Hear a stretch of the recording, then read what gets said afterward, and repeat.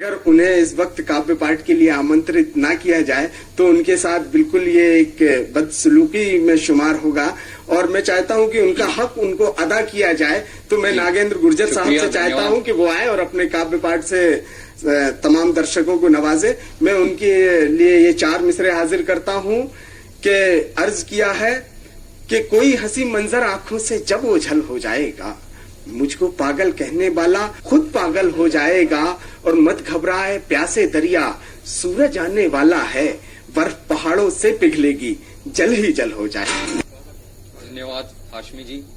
मैं अपनी पहली कविता प्रस्तुत करने जा रहा हूं। इस कविता में हास्य और व्यंग दोनों का मिश्रण है।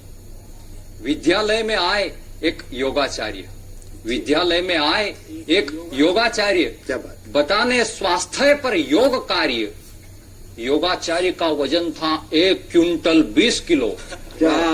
योगाचार्य का वजन था 1 क्विंटल 20 किलो और बच्चों से कह रहे थे इधर हिलो उधर हिलो। अरे वाह, और बच्चों से कह रहे थे इधर हिलो उधर हिलो।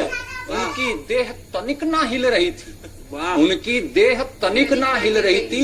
यह दृश्य देख बच्चों के होठों पर हंसी खिल रही थी। बच्चों को हरे बोले, अरे तुम्हें हंसी चल रही है, मतलब मेरी बात इस कान से उस कान पर निकल रही है। इतने में एक बच्चा खड़ा हुआ और कहने लगा, गुरुजी आपने ही कहा कि हंसना स्वास्थ्य के लिए अच्छा है।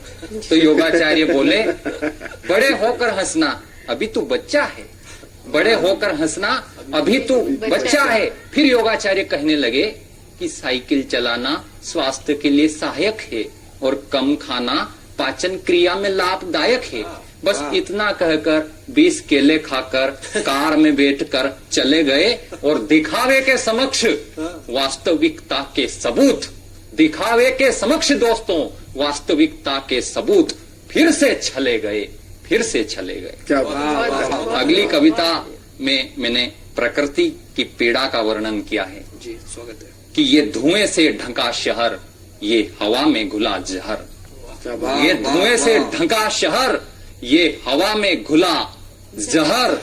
हम हैं जिम्मेदार इसके जो बना है ये कहर। हम हैं जिम्मेदार इसके जो बना है ये कहर।